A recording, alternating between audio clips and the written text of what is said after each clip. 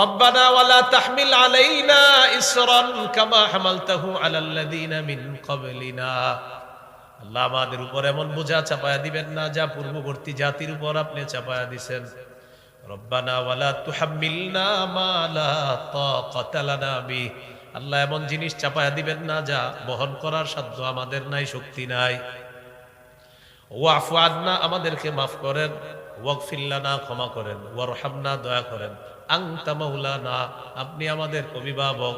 ফানসুরনা আলাল কওমিল কাফিরিন, কাফেরদের বিরুদ্ধে আমাদেরকে সাহায্য করেন।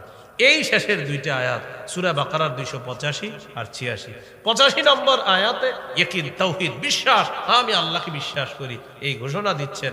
এই 85 আর 86 আজকে রাতে পড়বেন। সহিহ বুখারীর বর্ণনা 4008 নম্বর হাদিস।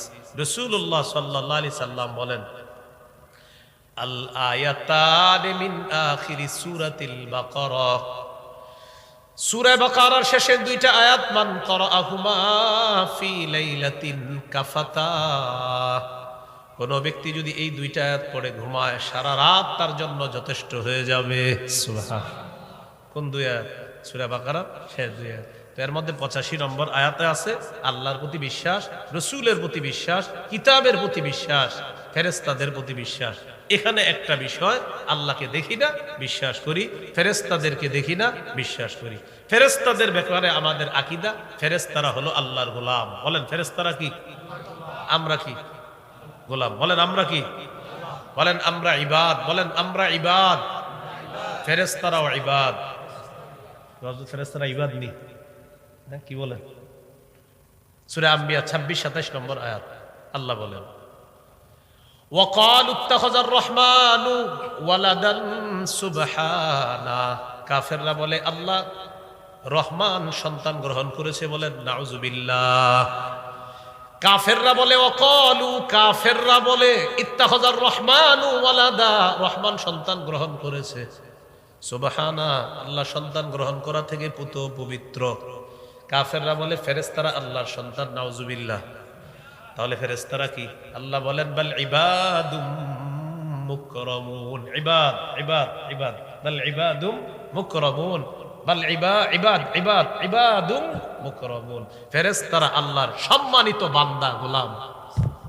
এখানে ইবাদ, ইবাদ, ইবাদ মানে গোলাম, আল্লাহর গোলাম।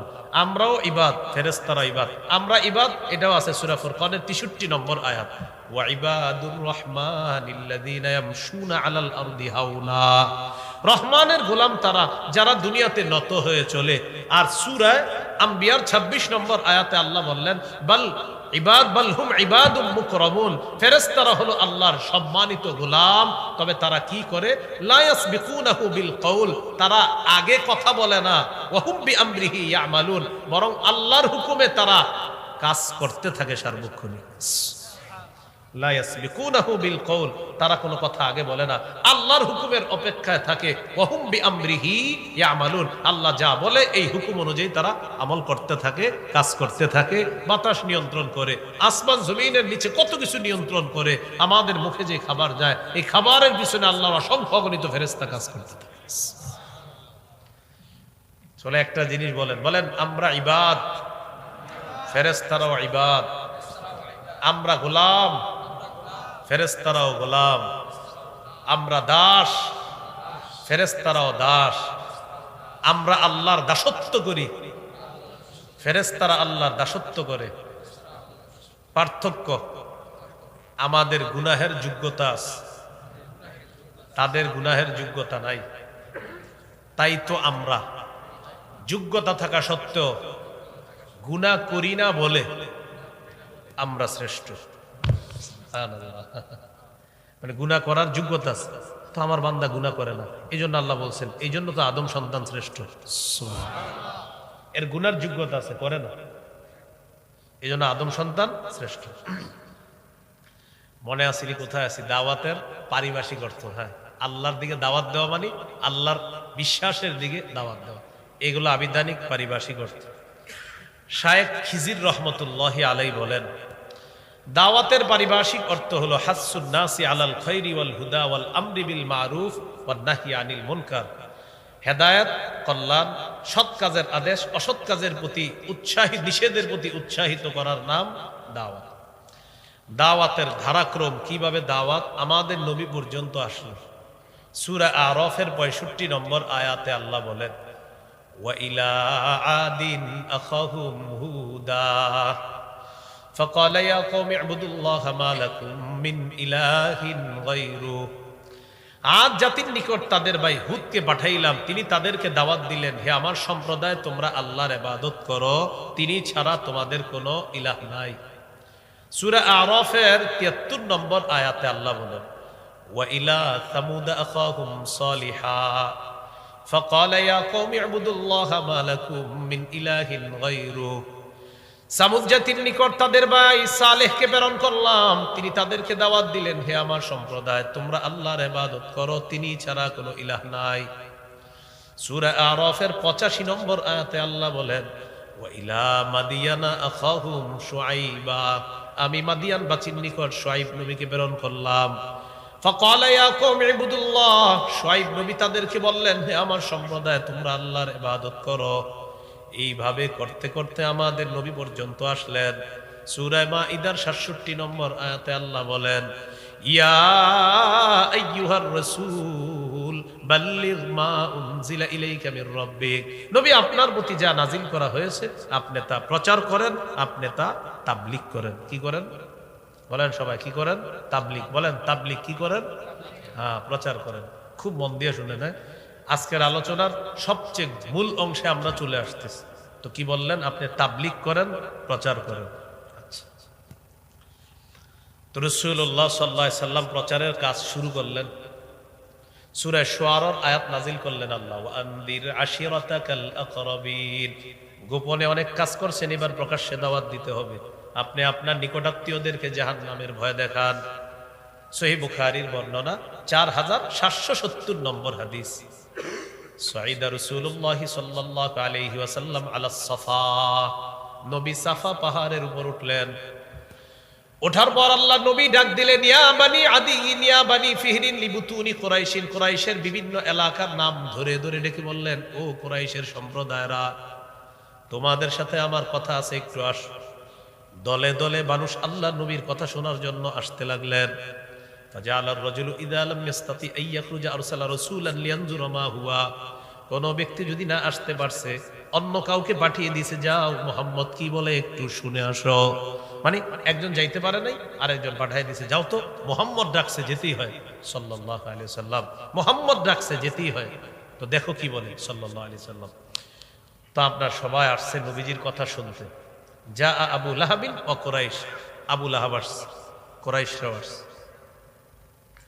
রাসূলুল্লাহ সাল্লাল্লাহু আলাইহি সাল্লাম বললেন, আরাআইতাকুম লাউ আখবারতুকুম আন্না খায়লান বিল ওয়াদি তুরিদু আন তুগীরা আলাইকুম আকুনতুম মুসাদ্দিকিয়া। আমি যদি তোমাদেরকে বলি এই পাহাড়ের পিছনে একদল শত্রু সেনা অপেক্ষা করতেছে, যারা তোমাদের উপর অতর্কিত হামলা চালাবে, তোমরা কি আমার কথা বিশ্বাস করবা? সবাই কি জবাবটা দিছে দেখেন, সব জবাবটা মনে রাখবেন। আরেকজন এটা এইভাবে গল্পের মতো বলবেন। সবাই জবাবে বললেন, ক্বালু না'আম মা জাররাবনা আলাইকা ইল্লা সিদকা। তোমার কথা অবিশ্বাস করার কি আছে? অবশ্যই বিশ্বাস করব, আমরা সারা জীবন যাচাই বাছাই করে দেখেছি, তুমি সত্য ছাড়া কখনো মিথ্যা কথা বলো না, বলতে পারোই না। কাফেররা বলছে। এটা কারা বলছে? এই স্বীকৃতি কাফেররা দিচ্ছে। তো নবীজি বললেন, তাহলে শোনো, ফাইন্নী নাযীরুল লাকুম বাইনা ইয়াদাই আযাবিন শাদীদ। আল্লাহকে আল্লাহ মেনে নাও, আল্লাহ ছাড়া কোনো ইলাহ নাই। লাত উজ্জাত মানাত যেগুলারে তোমরা শরীক করো, তারা কিন্তু আল্লাহরে বিশ্বাস করতো, আল্লাহ একজন আছে, আল্লাহ প্রধান। আর লাত উজ্জাত মানাত এরা হলো আল্লাহর সাহায্যকারী, মানে এরা ছোট খোদা, এই খোদারা আল্লাহর সাহায্যকারী। নাউজুবিল্লাহ বলেন। এই জন্যই তো তারা মুশরিক, মানে শিরিককারী। তো নবীজি বললেন, এগুলা ছাড়তে হবে, এক আল্লাহকে আল্লাহ বানাও। আবু লাহাব দাঁড়ায় বলে, তাব্বান লাকা সাইরাল ইয়াউম আলিহাদা জামাতানা। মুহাম্মদ, তোমার পুরা দিনটা ধ্বংস হয়ে যাক, তুমি কি এই কারণে আমাদেরকে একত্রিত করছো? নাউজুবিল্লাহ। আল্লাহ তাআলা আয়াত নাজিল করে দিলেন, তাব্বাত ইয়াদা আবি লাহাবি ওয়া তাব। আমার নবী ধ্বংস হবে না, আবু লাহাবের 2 হাত ধ্বংস হোক, সে নিজেও ধ্বংস হোক। এই তখন এই সূরা আল্লাহ নাজিল করছে। তাহলে প্রকাশ্যে দাওয়াত শুরু হয়ে গেল, দাওয়াত দিতেছে নবীজি। তো আমাদের নবীজি নবী হিসাবে শেষ নবী, তারপরে আর কোনো নবী হবে না। বলেন তারপরে আর কোনো নবী আসবে না, বললেন না, বলেন হবে না, আবার বলেন, আবার জোরে বলেন। আমাদের নবীর পরে আর কোনো নবী হবে না, এটা বলবেন সব সময়। আমাদের দেশে একদল ঘাপটি মেরে আছে, এখন বেশি প্রকাশ্যে নেই, তবে আল্লাহ জানে কতদিন এরা ঘাপটি মেরে থাকে। এরা আপনাদেরকে মাঝে মাঝে বুঝাবে তোমাদের নবীর পরে কি আর নবী আসবে না, আপনি বলবেন হবে না। এরা বলবে আসবে না, আপনি বলবেন হবে না। এরা বলবে আসবে না, আপনি বলবেন হবে না। হঠাৎ তারা বলবে ঈসা নবী তো আসবে, আপনি বলবেন আসবে, হবে তো না। যদি বলে আসবে আর হবের মধ্যে পার্থক্য কি, তখন বলবেন প্রতারণা করার কোনো সুযোগ নাই। ঈসা নবী আমাদের নবীর আগে নবী হয়েছেন, নতুন করে তিনি নবী হবেন না। ঈসা নবী নবী হয়ে গিয়েছেন, মৃত্যুবরণ করার জন্য দুনিয়াতে আসবেন, হবে না। আমাদের নবী শেষ নবী হয়ে গিয়েছেন, তারপরে আর কোনো নবী হবে না। প্রতারক দেখছেননি কেমনে প্রতারণা। ঈসা নবী তো আসবে মানে বুঝাবে, তখন আমগো গুরুদাসপুরের অমুকেও আসছে, গুরুদাসপুরের ওই যে কাদিয়ানি, তো তার কথা বলবে যে অমুকে আসছে, আপনি বলবেন হবে না, চান্দু আসবে, এটা বলল না, বলবেন হবে না। আমাদের নবীর পরে আর কোন নবী হয় নাই, হবে না। কেউ যদি বলে আমাদের নবীর পরে নতুন করে কেউ নবী হয়েছে বা হবে, এই দাবি যদি কেউ করে, সেও কাফের, তার অনুসারী কাফের। আর মুনাফিক মার্কা মুসলমান যারা সমর্থন করবে তারাও কাফের। একদল দেখবেন বলবে হ্যাঁ এরকম, তাদেরকে কি করার আছে, মানে হে বুঝাইতে চায় উনি খুব ভালো মানুষ, উনি খুব ভদ্র মানুষ। তাহলে সবাই মনে রাখবো আমাদের নবীর পরে আর নবী হবে না। তো প্রতারক বলবে ঈসা নবী আসবে, আপনি বলবেন আপনার সমস্যা কি, আসলে আপনার সমস্যাটা কি সেটা বলেন। তখন বলবে আপনারে আসে আর হওয়ার মধ্যে পার্থক্য কি ভাই, বলবেন ঈসা নবী আমাদের নবীর আগে নবী হয়ে গিয়েছে, তিনি মৃত্যুবরণ করার জন্য আসবে, আসলে আপনার সমস্যা কি। আল্লাহ আমাদেরকে বুঝার তৌফিক দান করুন। প্রতারকরা বুঝায় কয় ঈসা নবী যেই অর্থে দুনিয়াতে আসবে সেই অর্থে তাগোটাও নাকি দুনিয়াতে আসছে, তাদের যে এভাবে বুঝায়। ওই সূরা আহজাবের ওই যে আপনার 42 নম্বর আয়াতে গিয়ে মা কানা মুহাম্মাদুন আবা আহাদিম মির রিজালিকুম, অনুবাদ সঠিক করবে তোমাদের মুহাম্মদ সাল্লাল্লাহু আলাইহি সাল্লাম তোমাদের কোনো সাবালক পুরুষের পিতা না, ওয়ালাকিন রাসূলুল্লাহ, তবে তিনি আল্লাহর রাসূল। একটু ঠিক আছে। ওয়া খাতামান নাবিয়িন, তখন আর অনুবাদ করবে না, আপনার হাতটা ধরে বলবে ভাই একটু ভিতরে আসেন, চা পানি খাই। আপনি বলবেন ইমাম গাজালি বলেছে চা পানি খাওয়ার সুযোগ নাই, ব্যাখ্যার সুযোগ নাই, নবীর পরে নবী নাই। আবার বলেন ইমাম গাজালি বলেছেন খাতামান নাবিয়িন, এখানে ব্যাখ্যার সুযোগ নাই, মুহাম্মদ সাল্লাল্লাহু আলাইহি সাল্লামের পরে আর কোনো নবী নেই। এখানে এদিক সেদিক ইনি বিনি কোনো ব্যাখ্যা করার সুযোগ নেই। তাহলে চাটা খাওয়াইতে চাইলে বলবেন চাও খামু, পানও খামু, সব খামু, আমগো নবীর পরে নবী নাই, এটা আগে কও। সহিহ বুখারীর বর্ণনা 3535 নম্বর হাদিস, 3535 قال رسول الله صلى الله عليه وسلم إن مثلي ومثل الأنبياء من قبلي كمثل رجل بنى بيتا فأحسنه وأجمله إلا موضع لبنة في زاوية। নবীজি বলেন আমার আর আমার পূর্ববর্তী নবীদের দৃষ্টান্ত হলো এমন এক ব্যক্তির মতো, যে ব্যক্তি একটি ঘর বানিয়েছে, ঘরটা সুন্দরভাবে সাজিয়েছে, ঘরের কোনায় একটা ইটের জায়গা ফাঁকা। বলেন ঘর সমাপ্ত না অসমাপ্ত?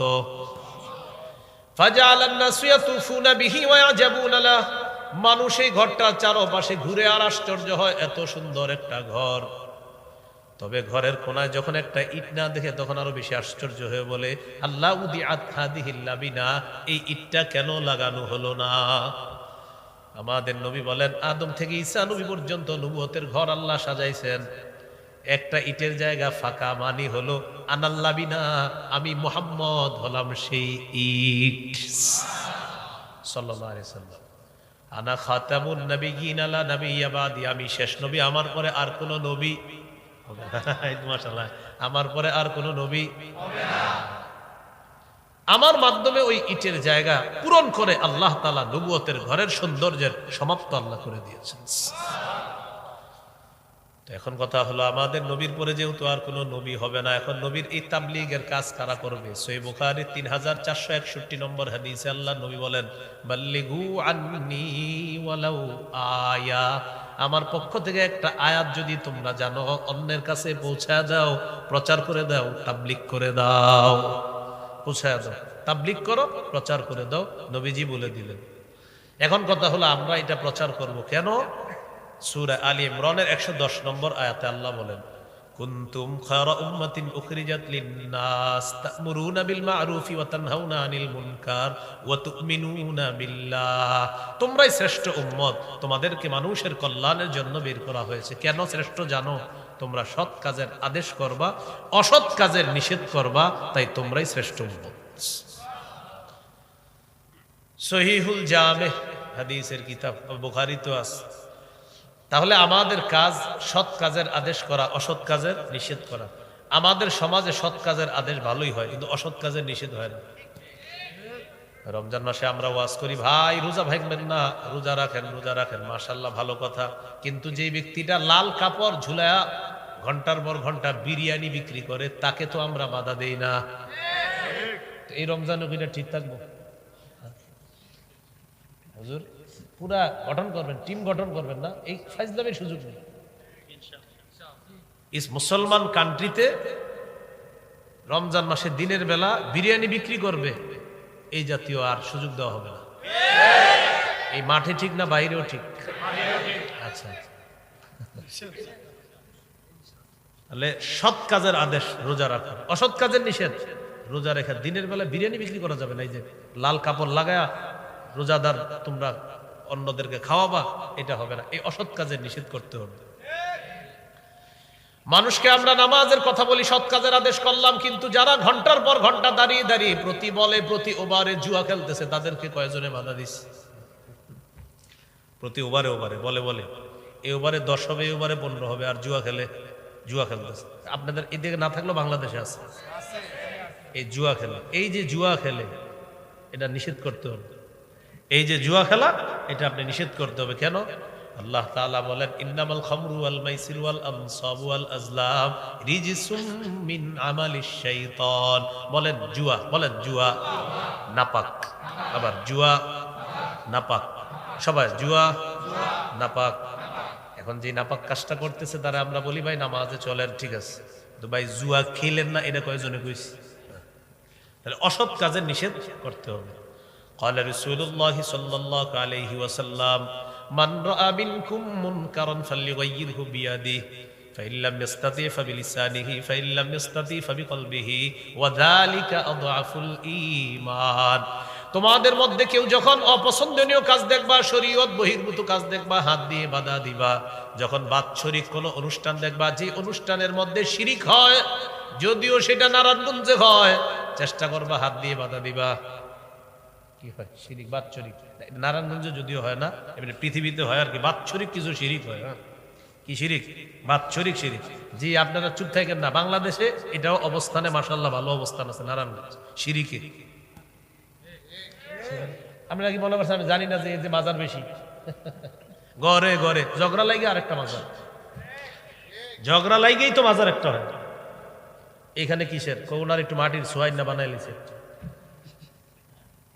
আমরা আল্লাহর ওলির বিরুদ্ধে না, আমরা কবরের বিরুদ্ধে না, আল্লাহর ওলির বিরুদ্ধে না, আমরা আল্লাহর ওলির কবরের বিরুদ্ধে না। কিন্তু আল্লাহর ওলির কবরকে কেন্দ্র করে শিরিক যদি হয়, বেদাত যদি হয়, গাজার আসর যদি হয়, গানজুট্টিরা যদি সেখানে আসর করে, সেখানে যদি মেলা বসানো হয়, সেই শিরিক, সেই গাজা, সেই মেলা, সেই গাঞ্জার আসরের বিরুদ্ধে আগেও ছিলাম, এখনো আছি, সব সময় থাকবো।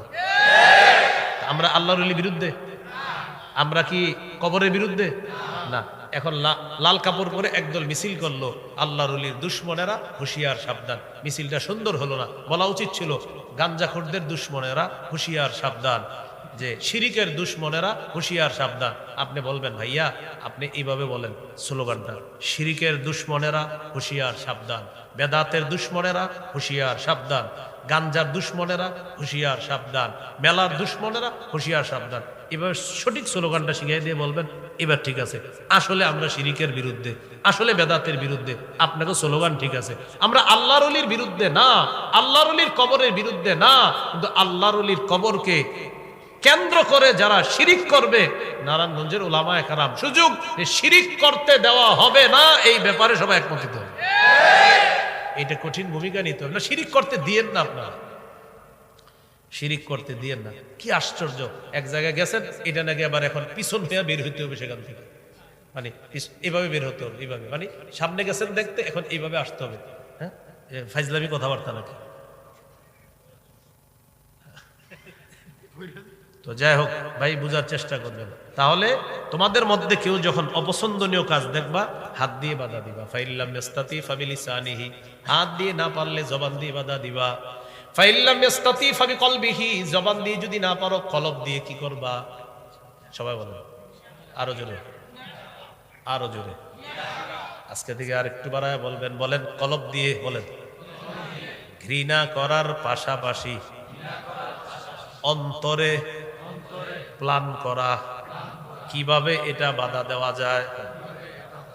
শুধু ঘৃণা না, প্ল্যান। বিকলবিহি মানে কলব দিয়ে প্ল্যান করতে হবে, যে আমি তো একা পারি নাই, দ্বারা কি করা যায় দেখি, এই প্ল্যান করতে হবে। এই জন্য বিকলবিহি, কলব দিয়ে। এই অনুবাদ আমিন সাহেব করছে রহমতুল্লাহ আলী। আমিন সাহেব রহমতুল্লাহ আলী ছাড়া আর কাউরে এটা বলতে শুনি নাই। দাখিল পরীক্ষা দেওয়ার পর লম্বা সময় গ্যাপ, হুজুরের ক্লাসে গিয়ে বসতাম। এমনি আমি সরাসরি হুজুরের বুখারী ছাত্র না, ফতুয়া বিভাগের ছাত্র ছিলাম সরাসরি। বুখারীতে আপনার পিছনে গিয়ে বসতাম আর কি, মানে ক্লাসের ছাত্র হিসাবে না, এমনি বহিরাগত হিসাবে ওই পিছনে গিয়ে বসতাম। তখন হুজুর বলছিলেন যে ফাবি কলবিহি মানে তোমরা কি মনে করো? তো সবাই বলছে ঘৃণা করা। হুজুর বললেন না, শুধু ঘৃণা না, বিকলবিহি মানে হলো ঘৃণা করার পাশাপাশি কলব দিয়ে, অন্তর দিয়ে প্ল্যান করতে হবে এই কাজ কিভাবে বন্ধ করা যায়। আমি আর কারো থেকে শুনি না এটা। আল্লাহ হযরতের কবরকে জান্নাতের উঁচু মাকাম বানায় দেন। ওয়াযালিকা আযআফুল ঈমান, এটা হলো ঈমানের সবচেয়ে দুর্বলতম স্তর, অবস্থান। হ্যাঁ, তাহলে আমরা হাত দিয়ে বাধা দিব, জবান দিয়ে বাধা দিব, আর আমরা কলব দিয়ে বলি প্ল্যান করব। কলব দিয়ে ঘৃণা করব আর প্ল্যান করব কিভাবে। আপনি ঘৃণা করা মানে এরকম না, যা করার করুক, আমি ঘুমায় থাকি, আল্লাহুম্মা বিসমিকা আমুতু ওয়া আহইয়া, না। আপনি শুয়া শুয়া চিন্তা করতে হবে, আজকে আমি একা পারি নাই, দাঁড়াও বুঝাবো 2 দিন পরে ইনশাআল্লাহ, এরকম প্ল্যান করতে হবে। আল্লাহ আমাদেরকে হাদিসগুলো সঠিকভাবে বুঝে আমল করার তৌফিক দান করেন। এই হলো দাওয়াতের ধারাক্রম। এখন খুব গুরুত্বপূর্ণ সর্বশেষ অংশটা, এরপরে শেষ করে দিচ্ছি। আমরা যারা দাওয়াত দিব, তাবলীগের কাজ করব, আমাদের কিছু বৈশিষ্ট্য থাকতে হবে। 1 নাম্বার বৈশিষ্ট্য ইখলাস। বলেন তো 1 নাম্বার বৈশিষ্ট্য কি? এটা একটু সবাই মন দিয়ে শুনেন। 1 নাম্বার আল ইখলাসু ফি আমালি, দাওয়াতের কাজে ইখলাস থাকতে হবে। নাসাইর হাদিস 3140 নম্বর হাদিস, ইন্নাল্লাহা লা ইয়াকবালু মিনাল আমাল ইল্লা মা কানা লাহু খালিসা। আল্লাহ তাআলা ততক্ষণ আমল কবুল করেন না যতক্ষণ এটা ইখলাসের সাথে না হবে। সূরা জুমারের 11 নম্বর আয়াত। কুল, নবী আপনি বলেন, ইন্নী উমিরতু আন আ'বুদাল্লাহ মুখলিসাল লাহুদ্দিন, আমাকে আদেশ করা হয়েছে আমি যেন রবের ইবাদত করি ইখলাসের সাথে। দাওয়াত এটা একটা ইবাদত, এই ইবাদত ইখলাসের সাথে করতে হবে। মুবাল্লিগ, ইসলাম প্রচারক, দাঈ, ওয়াইজ, খতিব, বক্তা, আলোচক, সবার জন্য এটা ইখলাস থাকতে হবে। 1। 2 নাম্বার আইয়াতাকিদা আন্নাহু ওয়ারিসুন বিদাওয়াতিহি ইলাল্লাহ লিনবিয়িহি মুহাম্মাদিন সাল্লাল্লাহু আলাইহি সাল্লাম, যিনি দাওয়াত দিবেন তিনি এটা বিশ্বাস করা আমি মুহাম্মদ সাল্লাল্লাহু আলাইহি সাল্লামের একজন ওয়ারিস, আমি নবীজির কথাগুলা যতটুকু জানবো ততটুকু অন্যের কাছে বিশ্বস্ততার সাথে আমি পৌঁছিয়ে দিব। 2 নাম্বার এই বিশ্বাস করা। এখন কষ্ট নিয়ে না, আমাকে একটু বলেন, ওয়াজের মঞ্চে বসে আমি আপনাদেরকে মিথ্যা কথা বলে আধা ঘন্টা হাসাইলাম, কয় ঘন্টা? এটা আমি কোন ওয়ারিসের কাজ করলাম? এখানে আপনারা যদি 1000 মানুষ থাকেন, 1 মিনিট ওয়াজ করে যদি আজকে আমি চলে যাইতাম, 1 মিনিট, 1 মিনিটকে 1000 যোগ করলে কত হবে? 1000। 1 মিনিট 1 মিনিট 1 মিনিট কয় হাজার মিনিট হবে? 1000। আমি 1 মিনিট ওয়াজ করে চলে গেলে কিয়ামতের ময়দানে আল্লাহ আমাকে ধরবে, তুমি 1 মিনিট বয়ান করছো কিন্তু আমার বান্দা ছিল 1000, এখন 1 মিনিট করে তুমি বয়ান করছো মানে আমার 1000 বান্দাকে বয়ান করছো, তাদের 1000 মিনিটের হিসাব আমাকে দাও। বয়ান করছি 1 মিনিট, ওই যে আপনার এই প্রত্যেকের মিনিটের হিসাব আমি রবের কাছে দিতে হবে। তাহলে 1000-এ 10 মিনিট করেন, 10,000 মিনিটের হিসাব। এই জন্যই মাইকের সামনে যারা বসবো খুব সতর্ক। তিরমিজি 2616 নম্বর হাদিস, আল্লাকুব্বুন নাস ফিন নারি আলা উজুহিহিম আও আলা মানাখিরিহিম ইল্লা হাসাইদু আলসিনাতিহিম। বেশিরভাগ মানুষ জিহ্বা, শুধু জিহ্বার অপরাধের কারণে মাথার নিচে পা উপরের দিকে দিয়ে তাকে জাহান্নামে নিক্ষেপ করা হবে শুধু জিহ্বার অপরাধে। তিরমিজি 2406 নম্বর হাদিস, উকবা ইবনে আমের নবীজি প্রশ্ন করলেন, হুজুর মুক্তির উপায় কি? নবী বললেন মুক্তির উপায় 3টা। 1 নাম্বার আমসিক আলাইকা লিসানাক, জিহ্বা নিয়ন্ত্রণ করবা। 2 নাম্বার ওয়ালিয়াসাকা বাইতুক, তোমার ঘর যেন তোমার জন্য প্রশস্ত হয়। 3 নাম্বার ওয়াবকি আলা খাতিআতিক, তুমি গুনাহের উপর কান্নাকাটি করবা। এখানে দেখেন 1 নাম্বার বলছে জবান নিয়ন্ত্রণ করো, এটা মুক্তির উপায়। as-silsilatus sahiha 2700 নম্বর হাদিস, 2700 নম্বর হাদিসের বর্ণনা, জাবের রাদিয়াল্লাহু তাআলা আনহুর বর্ণনা, নবী বলেন ইন্না রাব্বাকুম ওয়াহিদ, তোমাদের রব একজন। ওয়া ইন্না আবাকুম ওয়াহিদ, তোমাদের পিতা একজন, মূল পিতা মানে আদম নবী। আলা লা ফাদ্দালি আরাবিয়্যিন আলা আজামিয়্যিন ওয়ালা লি আজামিয়্যিন আলা আরাবিয়্যিন ওয়ালা লি আহমারা আলা আসওয়াদা ওয়ালা লি আসওয়াদা আলা আহমারা ইল্লা বিত্তাকওয়া। শোনো, তোমাদের মধ্যে আরবের উপর অনারবের শ্রেষ্ঠত্ব নাই, অনারবের উপর আরবের শ্রেষ্ঠত্ব নাই, সাদা মানুষের উপর কালো, কালো মানুষের উপর সাদা মানুষের শ্রেষ্ঠত্ব নাই। তাকওয়া যার বেশি হবে সে আল্লাহর কাছে শ্রেষ্ঠ হবে। শেষে নবী বলেন হাল বাল্লাগতু, ও আমার উম্মত আমি কি পৌঁছায় দিছি? আমার তাবলিগ, আমি তাবলিগ করেছি? সবাই বললেন জি করেছেন। নবী বললেন ফাল্লিবাল্লিগিশ শাহিদুল গায়বা, উপস্থিত যারা আছো অনুপস্থিতদের কাছে প্রচার করবা, পৌঁছিয়ে দিবা। মুবাল্লিগ হওয়ার দায়িত্বটা নবী সকলকে দিয়ে দিলেন, তাবলীগের দায়িত্ব সকলকে দিয়ে দিলেন।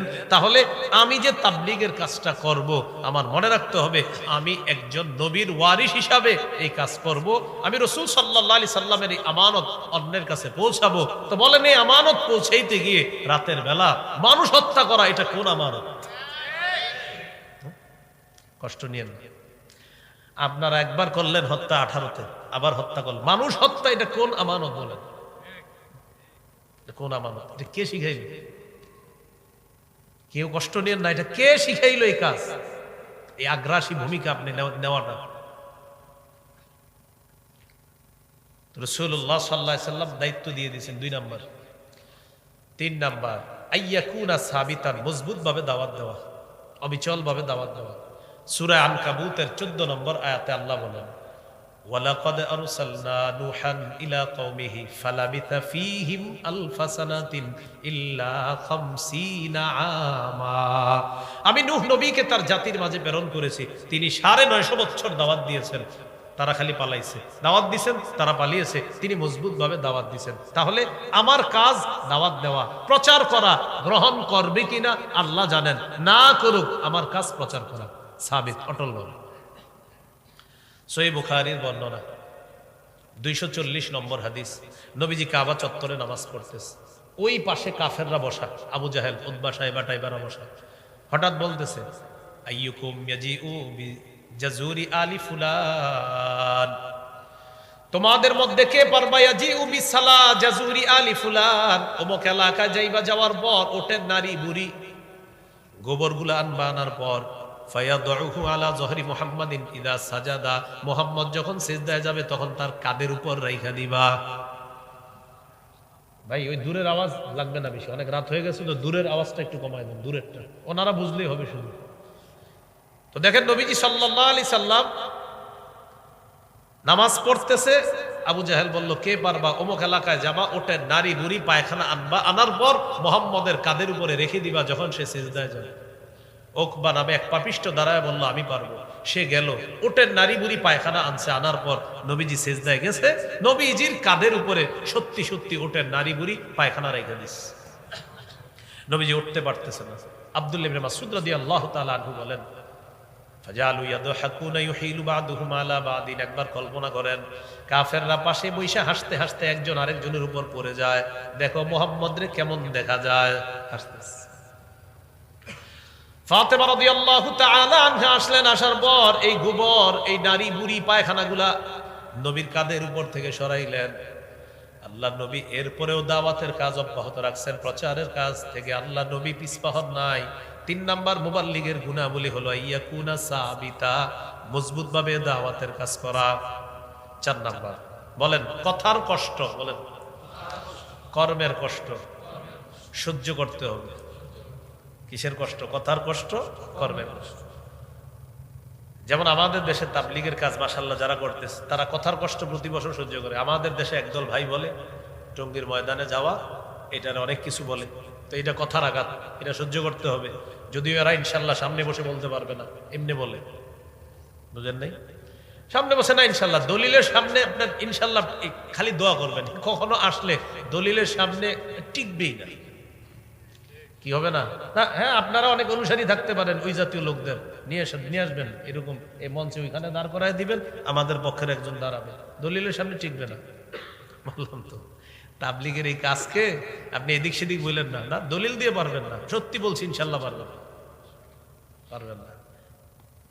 বৃষ্টির মতো দলিল হবে ইনশাল্লাহ, বৃষ্টি একের পর এক দলিল চলতেই থাকবে, আপনি হয়রান হয়ে যাবেন লিখতে লিখতে, ইনশাল্লাহ বীজ দিল। শুধু শুধু এটারে প্রশ্নবিদ্ধ করবেন না। আমার লম্বা বয়ান আছে দেখবেন এই বিষয়ে। যখন আমাদের দেশে একজন এটাকে ভয়ঙ্কর একটা কথা বলছিল, তখন একটা বয়ান দিয়েছিলাম, লম্বা আলোচনা আছে।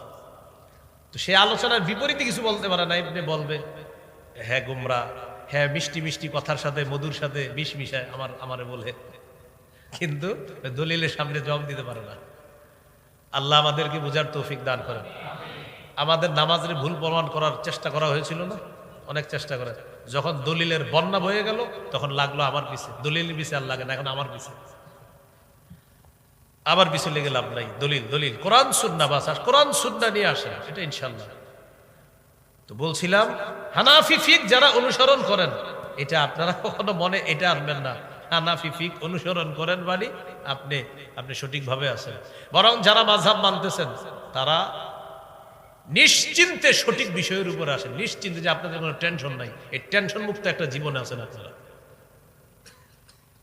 আল্লাহ বুঝার তৌফিক দান করেন। তো কথার কষ্ট সহ্য করতে হবে, কর্মের কষ্ট সহ্য করতে হবে। সূরা আনআমের 34 নম্বর আয়াতে আল্লাহ বলেন, ওয়ালাকাদ কুযযিবাত রুসুলুম মিন ক্বাবলিকা ফাসাবারু আলা মা কুযযিবু ওয়া উযু হাত্তা আতাহুম নাসরুনা। আপনাকে তারা মিথ্যাবাদী বলে কষ্ট দেয়, আপনি কষ্ট নেবেন না। আপনার পূর্বে রাসূলদেরকেও মিথ্যাবাদী বলা হয়েছে, তারা সহ্য করেছে, এক পর্যায়ে আমার সাহায্য এসে গিয়েছে। নবী আপনার কাছেও আমার সাহায্য আসবে, তাদের কথার আঘাতগুলো একটু সহ্য করেন। সুবহানাল্লাহ। সহিহ বুখারীর বর্ণনা 4815 নম্বর হাদিস। আল্লাহ নবী কাবা চত্বরে দাঁড়ায় আছে, উকবা ইবনে আবি মুআইদ পাপিষ্ট আসছে কাবা চত্বরে। আসার পর নবীর গলায় এইভাবে চাদর পেঁচাইছে, গলায় চাদর পেঁচাইছে, গলায় চাদর পেঁচাইছে, নবীজির গলায় চাদর পেঁচায় দুই পাশ থেকে টান দিছে, নবীজিরে ফাঁসি দিয়ে মেরে ফেলবে। আমাদের নবীর মুখ থেকে কথা বের হচ্ছে না, গলায় চাপ পড়ার কারণে নবীর মুখ থেকে কথা বের হচ্ছে না। কল্পনায় আনেন কিভাবে কষ্ট দিচ্ছে। আবু বকর সিদ্দিক আসছে, আসার পর একটা ধাক্কা দিছে, ধাক্কা দেওয়ার পর আবু বকর সিদ্দিক বললেন, আতাকতুলুনা রাজুলান ইয়াকুলা রাব্বি আল্লাহ ওয়া ক্বাদ জাআকুম বিল বাইয়িনাতি মির রাব্বিকুম। একজন মানুষকে কি এই কারণে হত্যা করবা যিনি বলে আমার রব হলেন আল্লাহ? এই ব্যাপারে তোমাদের কাছে তিনি প্রমাণ উপস্থাপন করে শুধুমাত্র রব আল্লাহ এটা বলার কারণে একটা মানুষকে তোমরা হত্যা করবা। এটা হলো কর্মের আঘাত, কর্মের আঘাত। ফাঁসি দিয়ে মেরে ফেললেন নবীরে। নবীজি দাওয়াতের কাজ বন্ধ করেন নাই। এ হলো 4 নাম্বার। 5 নাম্বার, জাতির মেধা বুঝা তাদেরকে দাওয়াত দিতে হবে। সহিহ বুখারীর 126 নম্বর হাদিসটা শুনলে বুঝে আসবে। নবীজির মন চায় কাবাটা ভেঙে 2টা দরজা বানাবে, এক দরজা দিয়ে মানুষ প্রবেশ করবে, আরেক দরজা দিয়ে মানুষ বের হবে। আম্মা জান আয়েশা সিদ্দিকা রাদিয়াল্লাহু তাআলা আনহাকে বললেন, লাউলা কওমুকি হাদিসুন আহদুহুম লানাকাতুল কাবাতা ওয়া জাআলতু লাহা বাবাইনি বাবুন ইয়াদখুলুনা ফীহি ওয়া বাবুন ইয়াখরুজুনা মিন। আয়েশা, তোমার জাতি যদি নতুন মুসলমান না হতো তাহলে আমি কাবাটা ভাঙতাম, ভেঙে দুইটা দরজা বানাইতাম, এক দরজায় ঢুকতো আরেক দরজায় বের হতো। বানাই না কেন জানো? কারণ তোমার জাতি নতুন মুসলমান, তারা বলবে এটা কোনো কথা, কাবা ভাঙছে। তাদের আকলের কারণে আমি একটা কাজ করার মন চাওয়া সত্ত্বেও আমি করতেছি না, শুধু তাদের আকলের দিকে তাকায়া, এটাকে বলে কৌশল। জাতির মেধা বুঝা কাজ করা, এগুলো 5 নম্বর। 6 নম্বর, আইয়াকুনা আলিমান বিশরিয়াতিল্লাতী ইয়াদউ ইলাইহা। আপনি দাওয়াত দিবেন যে ব্যাপারে, এই ব্যাপারে আপনার সঠিক জ্ঞান থাকতে হবে। এই জন্য উদ্ভট কথা বলা যাবে না, সঠিক জ্ঞান। এই মাইকের সামনে আপনি কোরআনের তাফসীর করবেন, বাস আপনি যতটুকু করবেন এতটুকুর উপর কথা বলেন। এদিক সেদিক যাবেন তো বিভ্রান্তিমূলক কথা আপনার মুখ দিয়ে বের হয়ে যাবে।